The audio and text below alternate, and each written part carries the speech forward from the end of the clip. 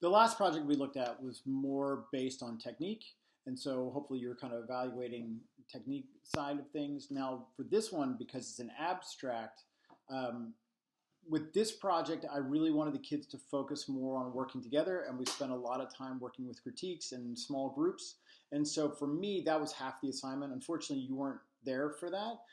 So again, you're going to be evaluating basically on the elements of design because that's really all you can do. But I did want to show you two videos of discussing the project with students while they were working on it. Yeah, you go ahead and keep working. So, did you like this project in the beginning? No, not at all. It was horrible. And what was horrible about it? Like not knowing what to do and not knowing what you're doing. So how did you figure out what to do as you worked? Got ideas from other people and like just thought of different things to do. So collaboration, Yeah. maybe? Yeah. And then were the critiques helpful? Yeah. And how many do you think, if you had to guess, how many critiques do you think you did throughout this project? Probably like 3 or 4. Yeah, absolutely. All right, thanks. Oh. All right, so tell me about yours. So what did you say?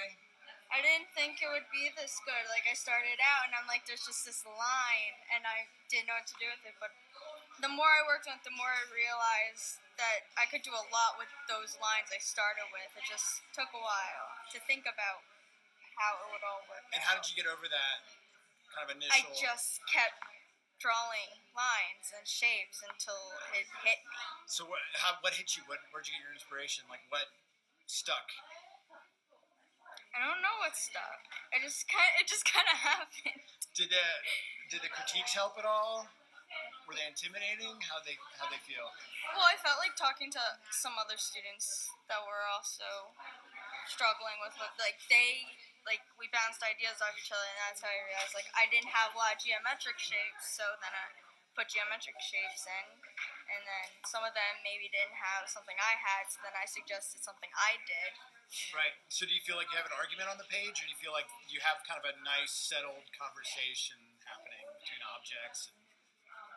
I feel like it's settled down a lot. It's not so much as an argument anymore. Does it feel resolved? Almost. Perfect. All right. This is the very first project I do with my intermediate drawing class. I give them a piece of paper and I give them some charcoal and I tell them we're just going to be exploring with charcoal, and I have them just draw random shapes and try different pressures, and they just basically make a mess of the page and they scribble all over. And then I explain to them that this is going to be their first graded project. And so of course they freak out, they kind of shut down. What I did is I kind of got them into a lot of trouble, and then through the critical process, through working together, through learning the different techniques, and through learning the elements of design, they create these compositions based on the chaos that they started on the very first day.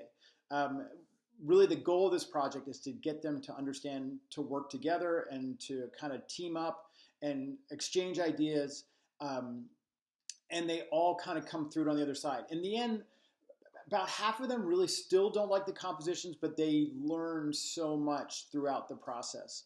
And so, again, the whole point of this was really to kind of get them into trouble and to get them to rely on each other to get themselves out of trouble, and to rely on the elements of design to kind of take chaos and make harmony out of it. And that's where the idea of conflict resolution comes from, where you kind of go through different conversational techniques. How do you know if someone's listening to you? Will they respond back? And not only do they respond back, but maybe they change a few things you say. And so that's where we kind of develop this idea of visual repetition and visual rhythm. And so in a couple seconds here, you're going to see the end results. So what I would like you to do, just like before, is kind of look at the end results and think about what you think is most important. Again, for me, the most important thing was the collaboration between them, but you're going to be looking at just grading based on the aesthetics of the designs. And again, these were all taken the day they were due, so you will see that some that are not quite complete yet.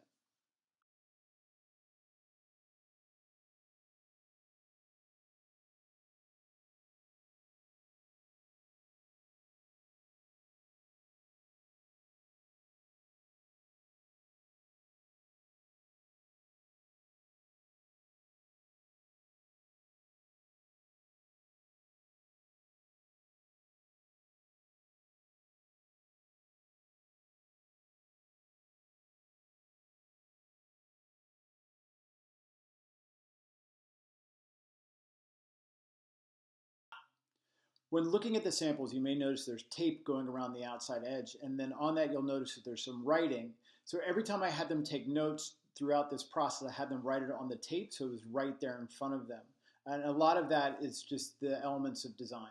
So that should definitely be something you take in consideration when creating a rubric for this. So again, you're going to pick the 4 top categories that you think are most important when looking this aesthetically, and then figure out what does the best example of that look like, what does the worst example of that look like.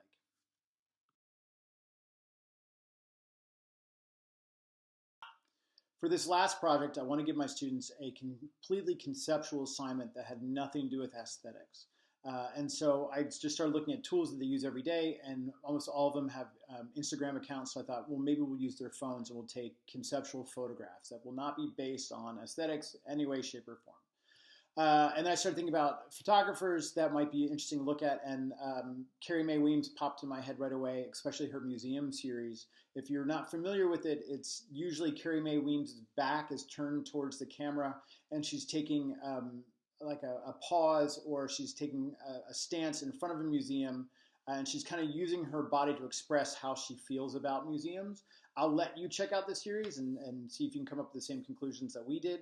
But so we kind of use this idea of using our bodies to talk about how we feel about things, and in this case, it would be our victories. So my students have all kinds of victories in their lives, and they have all kinds of defeats in their lives. And in this particular one, we're going to be looking at when they feel like they've done a good job, how do they respond physically to that? We also call it the anti-selfie. They're not allowed to show their faces because Carrie Mae Weems wants to kind of use her body to represent the feelings of all women, not just herself. So in this case, I did not allow them to use their faces so that they could represent all students like them, not just themselves.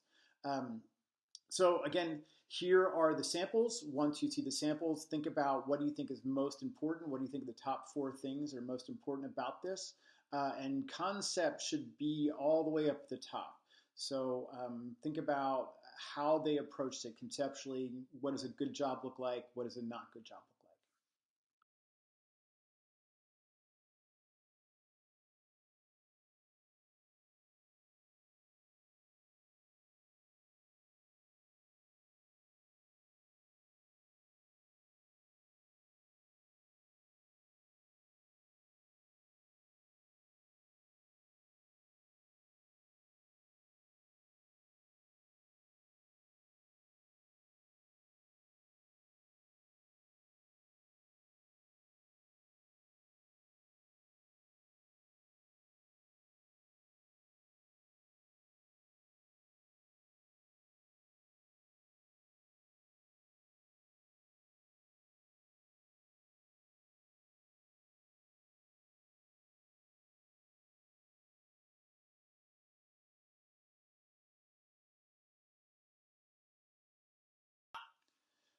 I'd like to give you some hints on how to grade this one.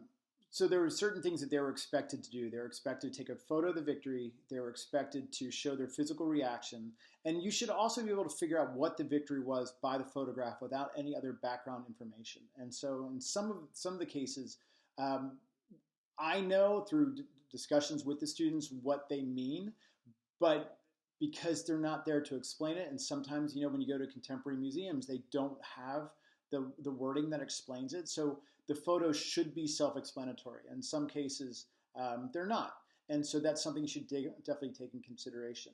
I will say that this is a project that I would not do right away. I would wait until I felt like there was a positive culture within my class, because the kids do put their hearts out.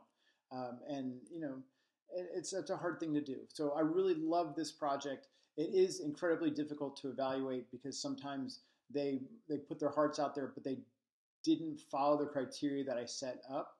And so in cases like that, I would talk to them about maybe rephotographing it so that so the audience can have a better understanding of what they're trying to get at.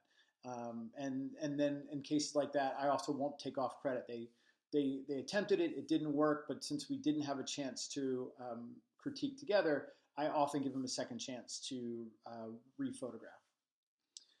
In the end, I'm sorry I couldn't be there with you, but I hope this gave you an opportunity to look at some student work and kind of get a better understanding of what a rubric is and how we use it to evaluate work. And I hope this gave you a couple ideas for lessons. I really like the idea of you seeing, something that's going to be judged specifically on aesthetics, and then something that's going to be kind of a little bit more abstract, and then something that's completely conceptual. And you can see how difficult it is to create a rubric that will fit for everyone. So good luck, and I hope to see you soon.